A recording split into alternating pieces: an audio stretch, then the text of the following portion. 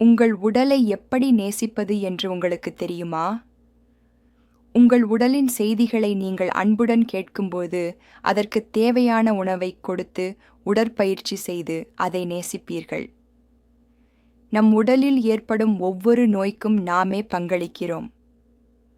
வாழ்க்கையில் உள்ள மற்ற அனைத்தையும் போலவே உடலும் உங்கள் உள் எண்ணங்கள் மற்றும் நம்பிக்கைகளின் கண்ணாடி. நீங்கள் கேட்க நேரம் ஒதுக்கினால் உடல் எப்போதும் உங்களுடன் பேசிக்கொண்டே இருக்கும். உங்கள் உடலில் உள்ள ஒவ்வொரு உயிரணுவும் நீங்கள் நினைக்கும் ஒவ்வொரு எண்ணத்திற்கும், நீங்கள் பேசும் ஒவ்வொரு வார்த்தைக்கும் பதிலளிக்கும். உங்கள் உடலை கவனித்துக் கொள்வது அன்பின் செயல். ஊட்டச்சத்தை பற்றி நீங்கள் மேலும் மேலும் கற்றுக்கொள்ளும்போது, சில உணவுகளை சாப்பிட்ட பிறகு நீங்கள் எப்படி உணர்கிறீர்கள் என்பதை நீங்கள் கவனிக்கத் தொடங்குவீர்கள். எந்த உணவுகள் உங்களுக்கு உகந்த வலிமையையும் அதிக ஆற்றலையும் தருகின்றன என்பதை கண்டுபிடிப்பீர்கள்.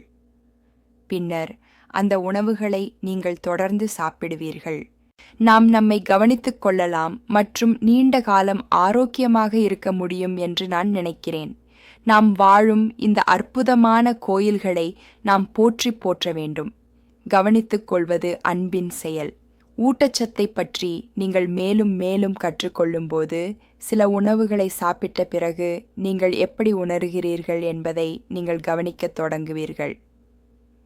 எந்த உணவுகள் உங்களுக்கு உகந்த வலிமையையும் அதிக ஆற்றலையும் தருகின்றன என்பதை கண்டுபிடிப்பீர்கள். பின்னர் அந்த உணவுகளை நீங்கள் தொடர்ந்து சாப்பிடுவீர்கள்.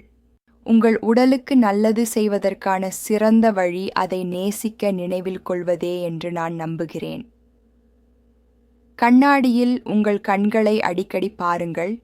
நீங்கள் எவ்வளவு அற்புதமானவர் என்று உங்களுக்கு நீங்களே சொல்லுங்கள்.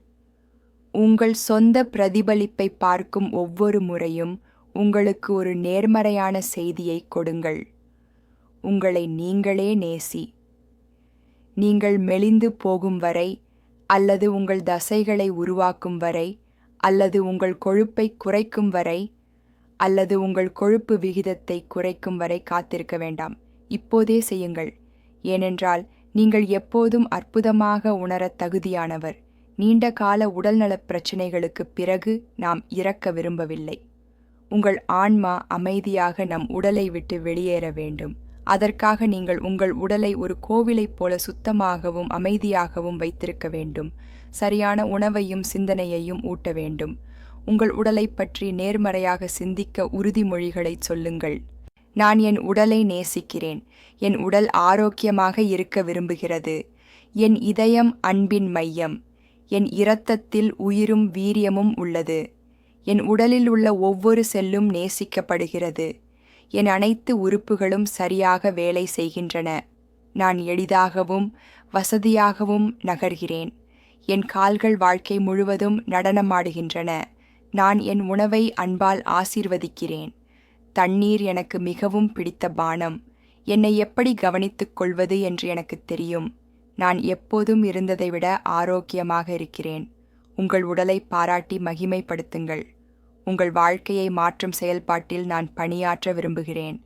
மேலும் இது போன்ற வீடியோக்களை பெற எனது சேனலை சப்ஸ்கிரைப் செய்யவும். கடவுள் உங்களுக்கு என்றென்றும் மகிழ்ச்சியையும் ஆரோக்கியத்தையும் வழங்கட்டும்.